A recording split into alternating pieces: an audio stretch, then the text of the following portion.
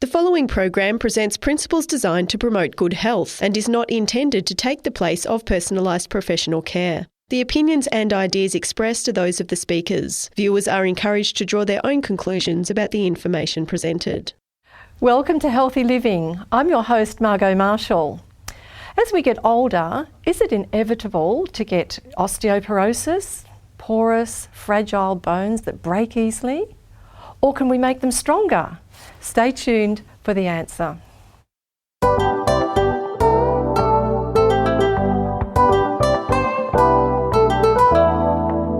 Healthy Living is a 13-part production of 3ABN Australia Television, focusing on the health of the whole person, body, mind and spirit. You'll learn natural lifestyle principles with practical health solutions for overall good health.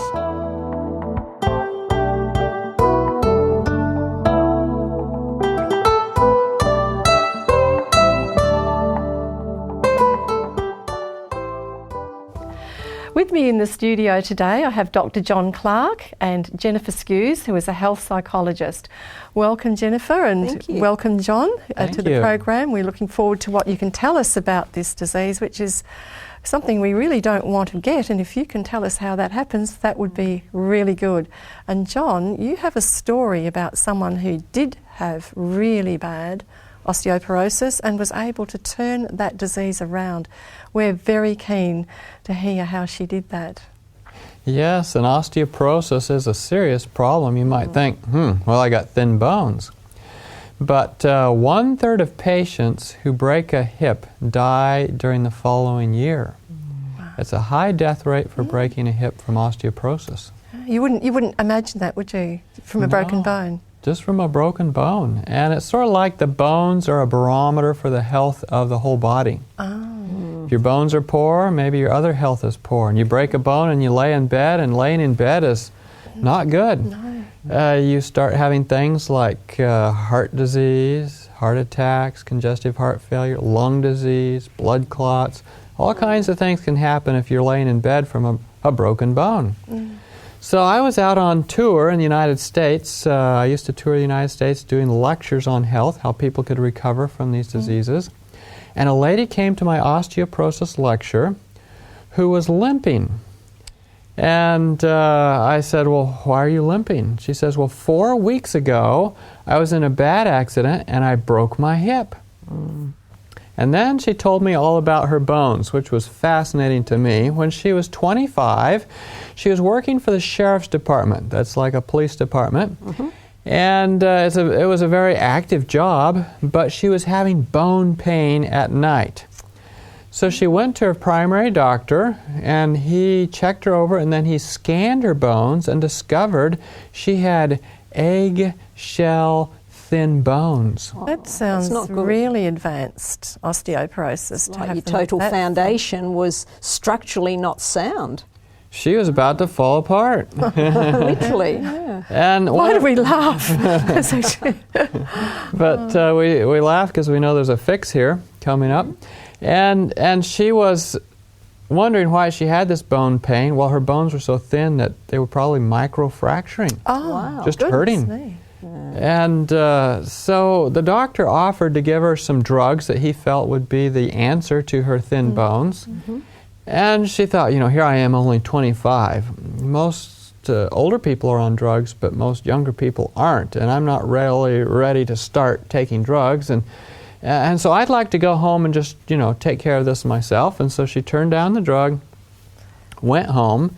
But she sort of had an inkling in her mind what she should do. Okay. A lot of people realize there is a better way, and most people know that there's a healthier way than what they're involved in. Isn't that interesting? Yeah. It's almost like inherently we know that there's better ways of doing things. We have insight, we just don't always act on it. Yeah, why is that? Part of it is, I think, the way we're conditioned, habitual, we don't trust ourselves, so we don't really listen to ourselves, or we discount things, even though we know what the reality is. So. And maybe our tastes drive us to do you really think so? You think that might just play a role? Yes, I think you might be right. We develop an appetite for something that may not be on the healthiest list.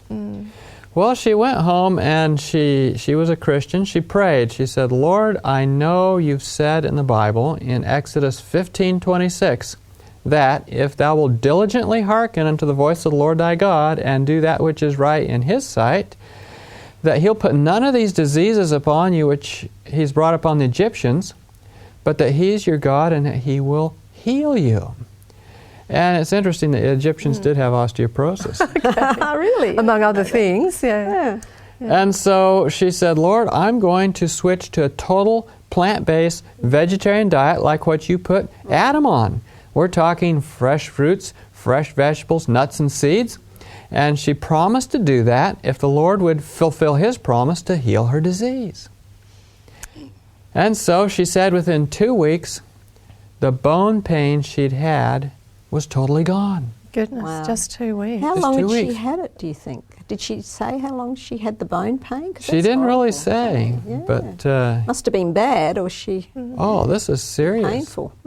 Bone pain, and you might wonder, okay, is that really possible? Would the studies show that? And in fact, medical studies looking at bone structure and seeing somebody who switched from an animal protein-based diet to a vegetable protein-based diet can document new bone growth within 6 weeks. 6 weeks. 6 weeks. And that's a amazing. documented thing.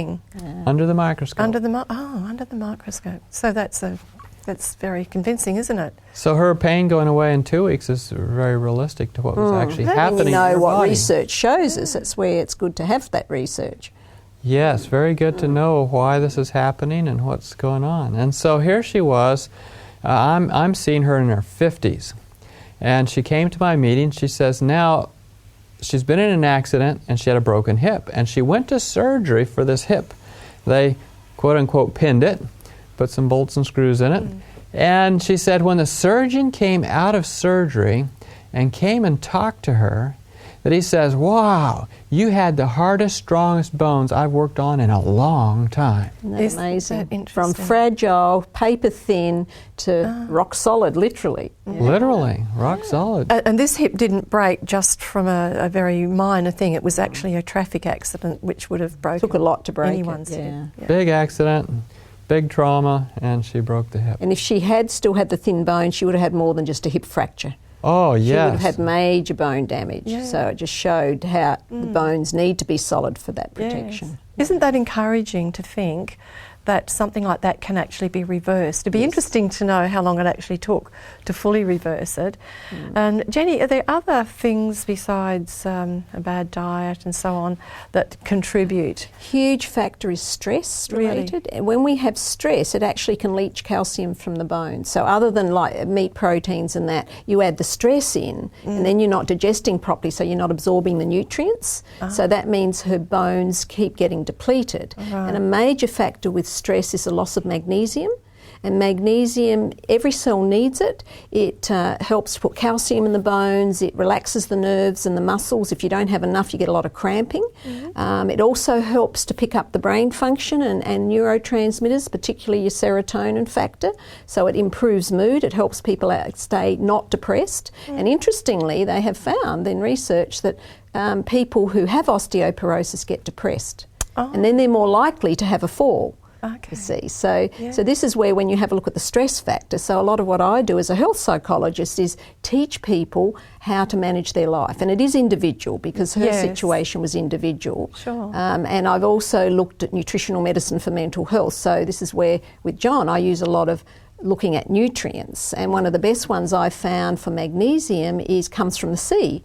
If someone is that depleted and they're not absorbing it from their food, that if they use, it's called magnesium chloride oil, and there's a lot of brilliant research now that sings its praises and says it's the best way to get it, but you put it on the skin. Okay. So it goes straight into the cells. 100% of it is absorbed. If you take it in tablet form, only about 30% is absorbed, and that's what, again, research is showing us. That's very helpful to make Absolutely. sure that we actually and you can put go it to directly benefit. on the affected bone areas, you see. Right. Also, if you don't have enough magnesium and the calcium isn't going into the bones, you've got calcium in your system, it can crystallise and go to the joints and cause arthritis. Oh. Yeah, so you can see how one major player in our system, that one, she's not having the nutrition to get the magnesium, and then stress leaches it, is a huge factor because it helps with the calcium. Yes. So you can see how correcting one thing. Yeah. So she would have, by changing her diet and doing that, she would have got a lot more magnesium in her system, probably calcium, and it was going where it needed to go. So an optimum diet can correct it, but a lot of people don't do the dietary change. Yeah. But, John, you mentioned about her going on to a totally plant-based diet. Were there any specifics within that diet that she perhaps made sure she included? Yeah, her word she used to describe her new diet was vegan, which means she totally avoided any animal products. Prior to this, she'd been eating cheeseburgers and drinking sodas, French fries and the like, the regular junk food that we think of. And so her changes were to totally get off of any dairy products.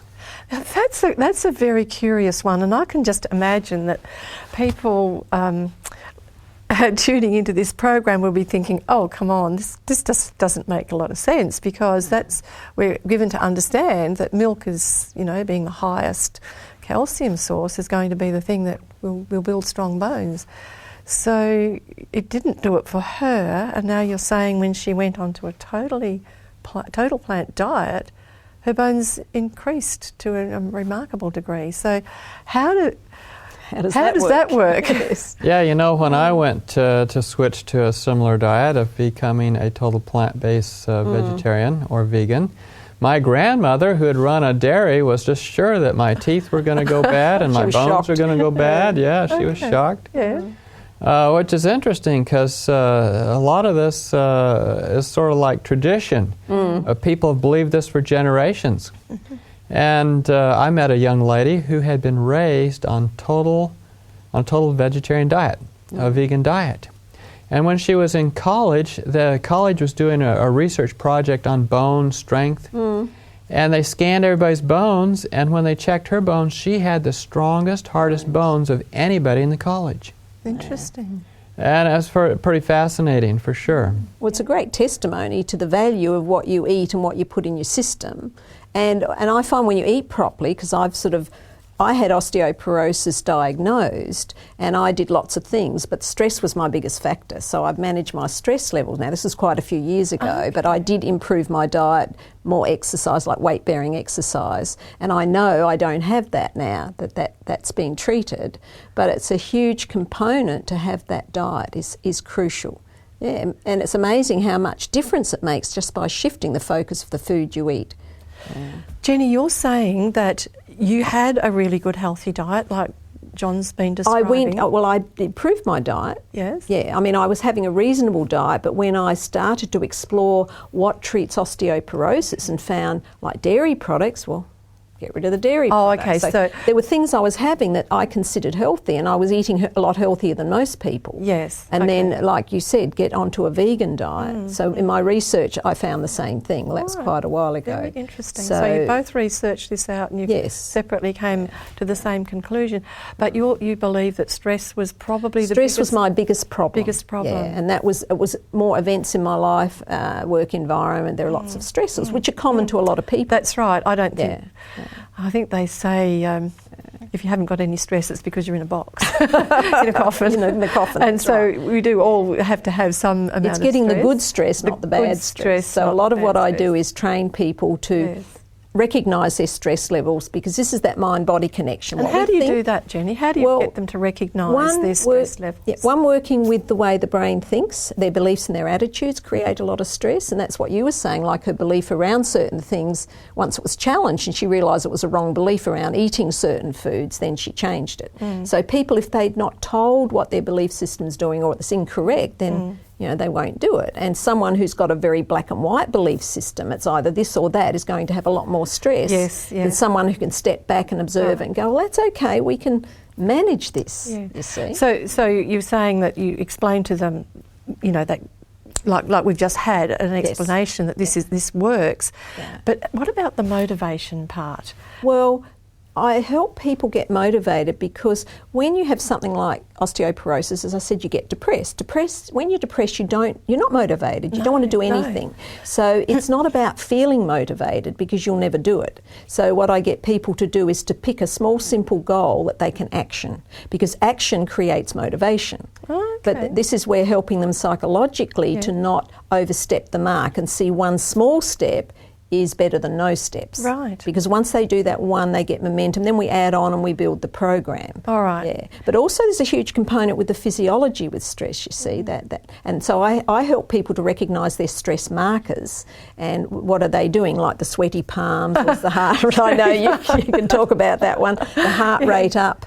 And doing all of that, because once they realise and they start to see the subtler signs of stress, they manage it earlier. All right. And just come back to that. But one thing I don't want to miss including, John, did this lady have much support? She made some significant changes, and we haven't even talked about them, or we've talked about, to some extent, the diet, and I think there's sort of exercise comes in there too. But let's just talk about, did she have some support to make significant changes to actually achieve what she achieved? No, in fact, her husband was sort of like, where's the beef? I don't want to quit eating meat. And he sort of gave her a hard time about her new dietary changes. That's often a conflict I come across with clients. Yes. One wants to make a positive change like that, but the family doesn't, therefore they give up. I think it's important that we sort of talk about this, because I'm sure that people tuning in would find themselves in the situation that this young woman did, where she had to pretty much be strong enough to do it on her own. And so it's encouraging to think that it can be done, certainly a whole lot better if you've got some support. It's a huge marker for long-term success, but she did it. She did it with still having her husband there wanting to eat differently, and no doubt having to do two different things, and that's hard. When you've got the smell in your nostrils of foods that you've eaten and enjoyed, and yet she was able to do that. So it can be done. You need to have a few more things going for you. What else actually did you get her to, or what did she do? She actually initiated this all by herself, didn't she? Just from information that she knew. So she changed her diet, and what else? She sure did, and we might explore the diet a little more. People wonder why are animal products a problem versus vegetable protein. And you see, here's the thing. When people eat foods that create more acid in the body, it takes calcium from the bones to counteract that acid. It's like taking a Tums, which is a calcium pill. It's very popular for an acid stomach. Well, if they eat food that turns to acid in their blood, then it's going to take calcium from the bones to make that so it doesn't get too acid for your blood. And so dairy products and animal protein, like from beef, are going to cause lots of acid. The other thing she quit using was brown sodas, sodas with caffeine, which usually have phosphoric acid in them. And the phosphoric acid, in studies, when people start drinking phosphoric acid pop, we won't name the brands, but the brown sodas, they start peeing out calcium right away. And then the other thing she definitely did was she did take up an exercise program. If you load the bones, they develop stronger. They actually make electricity and attract the calcium to them. Oh, excellent. So she got into an exercise program, and she did all of this. She just initiated it and carried it out. And what did she have in place of the sodas, the soft drinks? Well, I'm sure she drank a lot of water. I didn't really ask her. Didn't ask her that. Yeah, that's good. Come back to the stress factor, because you're talking about acid in the system, and stress produces a lot of acid in the stomach. The moment we get stress, the stomach excretes a lot more hydrochloric acid. And this becomes a problem, because everything you put in your stomach at that point is going to become totally acidic, and you don't absorb nutrients and it won't digest. So we're getting acid, double whammy. Getting an acidic problem with the foods, and the stress factor adds another one. Yeah, and that means acid foods, acid stomach is, you can see why illness can just take over. Yeah. It's just interesting, and this might really come a big surprise to some people tuning in. But the Australian Guide to Healthy Eating, which is put out by the government for this country, at first glance you would not think this, but actually it's user-friendly for people on a totally plant-based diet. Now, when you look at it at first glance, it wouldn't strike you that way, but when you look at it more closely, more than half of it is exclusively plant foods. That's the grain products, the fruits and the vegetables. That covers more than half of the plate model. Then you come to the part where you've got meats and fish and chicken and eggs and things like that, but there's nuts and there's legumes in there as options. And then you come to the dairy section and there's soya milks and things that are included in there, and they would be fortified with calcium. So it's user-friendly. And just in case anyone out there is thinking, oh, this is just, too hard. What you're talking about isn't, it's just diametrically opposed to what we've been taught. No, actually it's made provision for. And even the World Health Organisation, I was looking up there just a night or so ago, and they're talking about tips for an optimum diet, and they say more fruits, vegetables, legumes, grains and nuts. And that's what they want us to be having more of. So just thought I'd mention that. And you've probably come across studies that have affirmed what you're talking about here, John. Oh, absolutely. And the studies show that if you go on a more vegetarian diet, then you end up with better bones. In fact, like we said, it can happen within 6 weeks. 6 weeks. They can show a difference. That's very encouraging. That's not a long time, is it, to actually start to turn around? You don't have to wait. A problem. It happens the moment you change your whole cellular structure. Yes, it begins to happen, and they can... And then if you work on the stress levels again, and one of the things that helps stress is exercise, which you mentioned, because when you exercise, and that's walking is one of the best exercises, it actually helps to dissipate the adrenaline and cortisol build up in the system and get the body to eliminate it. Because stress produces too much cortisol and adrenaline. It's an inflammatory factor, and it causes toxins and acids, particularly it inflames the brain. So how it affects everything, doesn't it? It does. Every cell of our body. I think they say exercise is the law of our being. We're a total package, not just a brain or a body. Now, you mentioned that this young woman was a Christian, and I'm imagining, I guess we can only imagine, but she really prayed about what she was going to do, and I no doubt she drew on her spiritual resources to be able to see her through what would not have been a short program, and I gather it's one that she, implemented and maintained. So that would be a huge help to That's her. right. And so she had actually brought her back to church. This is a very difficult problem, and her church group was very supportive of her. Social support. So she did have, yes. And that's something I'd just like to say to people tuning in. If you don't have already a support network, seek one, because they're there, and it will be hugely beneficial. Professional people can become part of that support, and that's what I do. Yes. You get to know the client and you work with them, and they feel very supported. And that's a huge component. Like the same with your work, people would feel very supported by what you're doing, so that's part of the support system. This exercise, John, that would be outdoors, I would take it. Outdoors is best, out in the sunlight, because you want to get your vitamin D. Yes, yes. And helps bones. What's that? Vitamin D helps bones. Yeah, that's bones. Right. Very important. Helps mental. Mental health. And you want to have weight-bearing exercises, which means that your bones are getting loaded. Yes. This is very interesting. When they send somebody up into outer space, within a few days they start losing calcium from their bones from no activity and no weight bearing. That's incredible. Say it again. How long? Within a few days. A few days. They'll start losing bone mass. And they've developed programs to get them to exercise when they're in outer space. To stress their bones and keep the calcium in their bones. That's correct. I'm intrigued actually that this young woman had osteoporosis in her mid-20s and had it so badly. That's scary, really. I would not have expected that would happen. You kind of associate it with being older, but not necessarily so. Yes, and it's definitely her diet. I mean, you look at cheeseburgers. The cheese itself is the most acid-forming food you can put in your mouth. Is that right? And it'll make huge amounts of acid, so your body has to buffer it with calcium. And then, of course, there's the refined grains in the white buns that go with these hamburgers. Refined grains make acid. The things that don't make acid actually make alkali are fresh fruits, fresh vegetables, nuts and seeds and beans. Yeah. And some very good sources of calcium. What would you be suggesting there? Yeah, where are you going to get your calcium if you don't drink milk? That would be a question my grandmother might have asked me. Well, yeah. Some of the highest things are your green leafy vegetables. Well, that's what cows have, isn't it? Oh, well, green leafy. Lo and behold, where did the cow get its calcium? But see, a lot of the foods we talk about, like nuts and seeds, and that have high magnesium levels. So when you eat the right diet, you're not just getting calcium, you're getting the magnesium to transport the calcium into the bones, because that's what magnesium does. That's right. And there's a whole range of nutrients that make us well, and including in the bones. It's not just...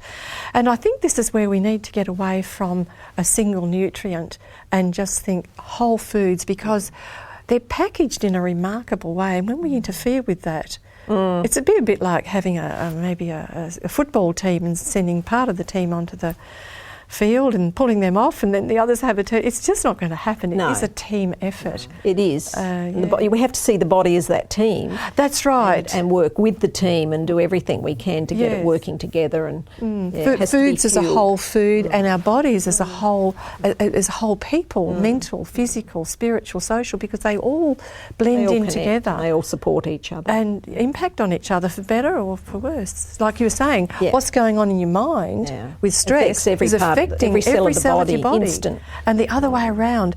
I read somewhere once, someone said, we don't just have a mind, we are a mind, because whatever's going on in the body is going to affect the mind, which in turn dictates to the body, because it's our master. This is why we need a healthy nervous system, which is a telegraph system for the brain to the body and the body to the brain. And again, if you have like magnesium and calcium, that fortify the nervous system. So you can see how important it is. Yes.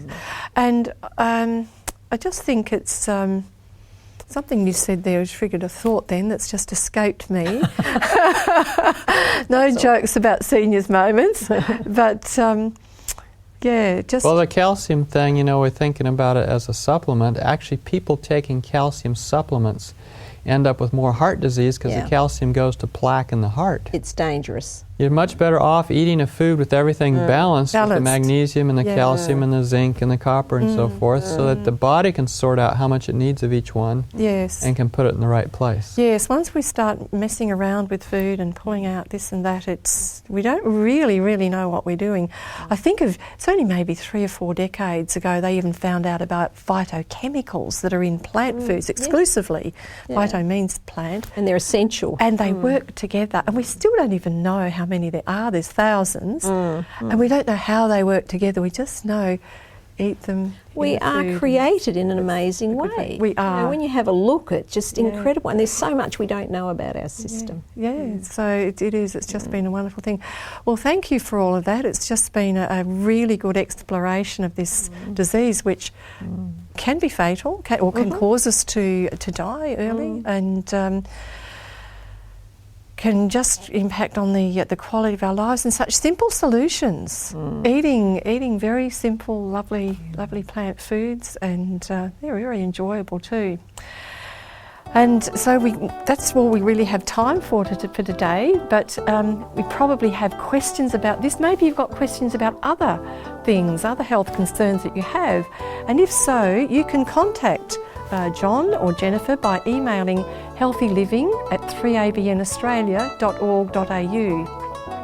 So you can watch out for our programs on demand or download our fact sheets, and to do that you visit 3abnaustralia.org.au. Click on the watch button, and remember, today is the first day of the rest of your life. God bless you.